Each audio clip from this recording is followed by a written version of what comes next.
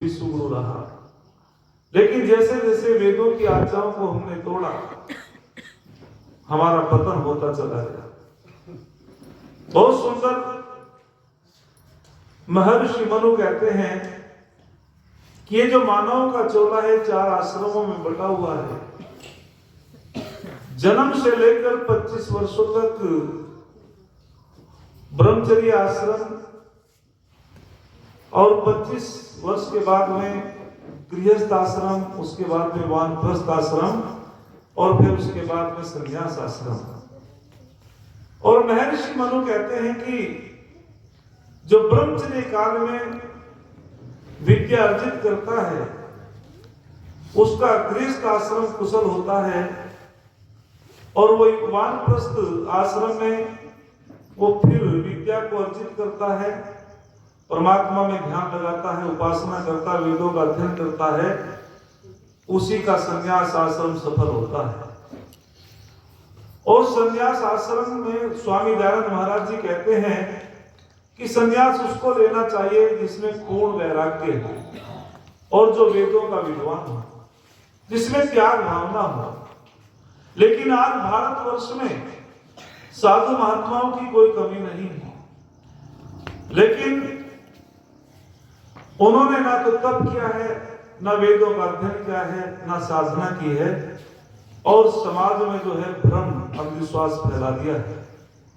आप देखते होंगे टीवी में कितना भारी विश्वास पाखंड, और हमारी माता बहनें तो बहुत ही जल्दी पाखंड और विश्वास के चक्कर में आ जाती हैं। एक निर्मल बाबा है और वो खाते में पहले पैसे जमा करा लेता है, तो उसके पास एक नौजवान जाता है कि बाबा जी मेरे पे कृपा बरसाओ। तो बाबा जी कहते हैं कि बताओ तुम्हारा इष्टदेव कौन सा है। वे कहते हैं कि मेरा इष्टदेव तो भैरवनाथ है। बोले भैरवनाथ का प्रसाद क्या है जानते हो? जी भैरवनाथ का प्रसाद क्या है? काहे से खुश होते हैं भैरवनाथ? है जी? हाँ जी। बोले भैरवनाथ मेरा इष्टदेव है। बोले वे के उनका प्रसाद क्या? बोले जी शराब है। बोले तुम कौन से ब्रांड की शराब पीते हो? बोले मैं तो इस ब्रांड की पीता हूँ। बोले उस पे कौन से ब्रांड की चढ़ाते हो? बोले उस ब्रांड की चढ़ाता हूँ। बोले कृपा ही तो टकती, जिस ब्रांड की पीते हो उसी की चढ़ाओ तो कृपा बरसे। बताओ जी शराब को बढ़ावा दे रहे हैं या शराब को छुड़ा रहे हैं? बोलो बढ़ावा मिलेगा। फिर एक और नौजवान पहुंचा, बोले बाबा जी मेरे पे भी कृपा बरसाओ। बोले क्या समस्या है? बोले जी घर में शांति नहीं है, जेब में पैसा नहीं रुकता, खर्च हो जाता है, बड़ी समस्या है। बोले खीर कब खाई थी? बोले 6 महीने हो गई। बोले दोनों समय खीर खाओ। भाई साहब शुगर का बीमार था, दोनों समय जो खीर खाई तो अस्पताल में भर्ती हो गया। इस प्रकार का पाखंड अंधविश्वास हमारे समाज में, तो तभी तो महर्षि मनु ने कहा कि जिसके जीवन में तप नहीं होता, जो वेदों का अध्ययन नहीं किया, जिसने साधना नहीं की, वो समाज में सन्यासी बनकर के समाज को बिगाड़ेगा, समाज का सुधार बोलो नहीं कर सकता। एक उदाहरण नहीं जाने कितने उदाहरण हैं, कितना पाखंड हमारे देश में है। और आपको पता नहीं, दीपक जी ने एक शब्द बोला था, इस हमारी हिंदू जाति को, जो हम आर्य हैं वैसे तो सब, लेकिन चारों तरफ से बड़ा खतरा है। ईसाई मिशन भी इतना भारी काम कर रही है, हमारी गरीब बस्तियों में जाती है और उन्हें जाकर के कहते हैं कि तुम्हें नौकरी भी देंगे, तुम्हारी शादी भी करेंगे, लेकिन तुम ईसाई बन जाओ। और इतना ही नहीं, एक शांति नाम की महिला बीमार हो जाती है और वो ईसाइयों के अस्पताल में चली जाती है, लेकिन गरीब महिला है। उन्होंने कहा माता जी, वे डॉक्टर थे कि जी आपका तो ऑपरेशन होगा, 20,000 रुपए की व्यवस्था करनी पड़ेगी। माता जी ने कहा बेटा मेरे पास तो पैसा नहीं है। बोली जी तो व्यवस्था करनी पड़ेगी, बिना पैसे के ऑपरेशन नहीं हो सकता। तो ईसाई डॉक्टर ने कहा पैसे की व्यवस्था करनी पड़ेगी, अन्यथा एक बात हमारी मान लो, बोले क्या कि आज से तुम ईसाई मजहब को स्वीकार कर लो और हम तुम्हारा ऑपरेशन निःशुल्क कर देंगे। लेकिन माता जी के प्राण जो है निकल, ऐसा उसको लगा कि मेरे प्राण नहीं बच रहे, और माता जी ने कहा ठीक है भैया, मैं तो ईसाई मजहब को स्वीकार कर लूंगी। और जैसे उसका ऑपरेशन हुआ और वो घर आई 4-5 दिन बाद में, तो उसने अपने पति से सारी बात बताई और उसने कहा देखो ये ईसा मसीह की कृपा है, उसी की कृपा से आप जो ठीक, आपका ऑपरेशन हुआ है, तुम्हारे प्राण बचे हैं। तो उसके पति ने कहा नहीं, ये तो जो है उन्होंने दवाई दी है, तुम्हारा ऑपरेशन किया है, ईसा मसीह की कोई कृपा नहीं, यीशु की कोई कृपा नहीं। लेकिन उसको अंधविश्वास में वो हंसा दी गई। इसी प्रकार से हमारे समाज को तोड़ा जा रहा है। यदि अब भी हम सावधान ना रहे तो बहुत भयंकर ये हमारे सामने वातावरण उपस्थित हो जाएगा। तो इस वैदिक सत्संग की बहुत महती आवश्यकता है। तो मैं आपके सामने जो बता रहा हूं, अनेक लोगों का धर्मांतरण हो रहा है। लोगों को जो है हमारी पुस्तकों में मिलावट की गई है। एक अभी हमारे गांव का एक हमारा भतीजा था, तो कोई गांव में गीता बांट करके चला गया और उस गीता में जो है बड़े प्रक्षेप हैं, अपनी गीता बना रखी उन लोगों ने। ऐसे ऐसे काम हो रहे हैं। तो मैं आपके सामने इस श्लोक की व्याख्या करके अपनी वाणी को विराम दूंगा। प्रथमे नार्जिता विद्या, द्वितीय नार्जितम धनम, तृतीय नार्जितम पुण्यम, चतुर्थे किम करिष्यति। कहा गया है कि जो प्रथम आश्रम है विद्या का आश्रम है, ब्रह्मचर्य आश्रम। और याद रखना, ब्रह्मचर्य दो शब्दों से मिलकर के बना है ब्रह्मचर्य। ब्रह्मचारी किसे कहते हैं? ब्रह्मचर्य, ब्रह्म के भी कई अर्थ होते हैं और चर के भी कई अर्थ होते हैं। ब्रह्म कहते हैं जो अपने क्षेत्र में बड़ा होता है, उसका नाम ब्रह्म होता है। जैसे पूरे संसार में सबसे बड़ा परमपिता परमात्मा है, तो परमात्मा को भी ब्रह्म कहा है। और शरीर के अंदर जीव आत्मा है सबसे बड़ा, तो जीव आत्मा को भी ब्रह्म कहा है। और सबसे बड़ा जो श्रेष्ठ ज्ञान है, सारे ज्ञानों में जो ज्ञान श्रेष्ठ है वो वेद का ज्ञान है, तो वेद को भी बोलो ब्रह्म कहा है। और ओज को भी ब्रह्म कहा है। अन्न में ही प्राण है, अन्न को भी ब्रह्म कहा है। चर, चर माने विचरण करना, चर माने उपार्जन करना, चर माने अध्ययन करना, चर माने रक्षण करना। कौन है ब्रह्मचारी? जो ब्रह्म मुहूर्त में उठ करके ब्रह्म की उपासना करता हो, जो वेद का अध्ययन करता हो, ईश्वर का चिंतन करता हो, अपनी शक्ति का रक्षण करता हो, उसे कहते हैं जी ब्रह्मचारी। और याद रखना, जो अपने जीवन में ब्रह्मचर्य का पालन नहीं करता वो कभी भी उन्नति नहीं कर सकता। ब्रह्मचर्य का पालन करने वाला व्यक्ति ही आगे बढ़ता है। अपनी इंद्रियों को संयम में रखने वाला व्यक्ति आगे बढ़ता है। और जिसकी इंद्रियां संयम में नहीं होती, इंद्रियों का संयम ही संपत्ति का मार्ग होता है और इंद्रियों का संयम ही विपत्ति का मार्ग होता है। जब कोई व्यक्ति अभिवादन करता है, बड़ों का सम्मान करता है, तो उसको आशीर्वाद मिलता है। और जब कोई व्यक्ति इंद्रियों से गलत व्यापार करता है तो उसके सर पे जूता भी पड़ता है। गलत तो नहीं कह रही मैं। अपने इंद्रियों को संयम में रखना। तो हम सभी जो प्रथम आश्रम है इसमें विद्या को जोड़ना चाहिए। और आचार्य चाणक्य ने बड़ी सुंदर बात कही, कामधेनु गुणा विद्या है कार्य फलदायिनी। और वे कहते हैं प्रवासे मातृ सदृशी विद्या गुप्त धन स्मृतम। आपने कामधेनु नाम की गाय सुनी होगी।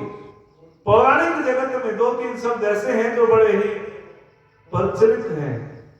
एक तो पारसमणि पत्थर क्यों प्रधान जी, और एक कामधेनु नाम की गाय क्यों जी भ्रातानंदन जी। ये 2-3 शब्द बड़े गजब के सुने होंगे आपने कि जी पारसमणि पत्थर ऐसा होता है जो उसको छूता है वो सोने का बन जाता है। और कामधेनु नाम की गाय ऐसी है सारी मनोकामनाओं को पूर्ण करा देती है। और एक कल्पवृक्ष भी सुना होगा कि जो मन में बात आती है वो सारी की सारी इच्छाएं हाँ हो तो करो भाई, सबकी पूर्ण हो जाती है। क्यों रविंद्र जी सुने हैं ना ये शब्द, पारसमणि पत्थर भी। लेकिन आचार्य चाणक्य क्या कहते हैं कि सुनो दुनिया के लोगों, इस संसार के अंदर ऐसी कोई कामधेनु नाम की गाय नहीं है जो सबकी मनोकामनाओं को पूर्ण करा दे। और वो कहते हैं कि कामधेनु कोई चीज है, सबकी कामनाओं को पूर्ण कराने वाली चीज है, सबकी मनोकामनाओं को पूर्ण कराने वाली वस्तु है, सबकी इच्छाओं को पूर्ण कराने वाली वस्तु है। तो आचार्य चाणक्य कहते हैं कामधेनु गुण विद्या, अर्थात इस संसार के अंदर विद्या एक ऐसी कामधेनु है जो विद्या को प्राप्त कर लेता है, उसकी समस्त कामनाएं जी पूर्ण हो जाती है, समस्त इच्छाएं पूर्ण हो जाती है जो विद्या को प्राप्त कर लेता है। विद्या विहीन पशु भी समाना, और जो विद्या से विहीन होता है वो तो पशु के समान होता है। और बड़ी गजब की बात कहते हैं आचार्य चाणक्य, और जो विद्या को प्राप्त कर लेता है सा विद्या या विमुक्ति, जो विद्या को प्राप्त कर लेता है उसकी मुक्ति हो जाती है, वो दुखों से छूट जाता है, उसका जीवन यशस्वी होता है, उसका यह लोक भी सुधर जाता है, परलोक भी सुधर जाता है। और आगे बहुत सुंदर बात कहते हैं आचार्य जी, वे कहते हैं कि ये जो विद्या है, विद्या वास्तविक रूप से मां की तरह रक्षा करती है। जब कोई प्रदेश में चला जाता है और वहां जाकर के विद्या ही रक्षा करती है, जैसे मां एक छोटे बालक की रक्षा करती है, विद्या पग पग पे बोलो रक्षा करती है। और विद्या कैसा धन है? विद्या एक गुप्त धन है, यो ऐसा धन है इसको राजा छीन नहीं सकता, चोर चुरा नहीं सकता, और भाई इसको जी बांट नहीं सकता।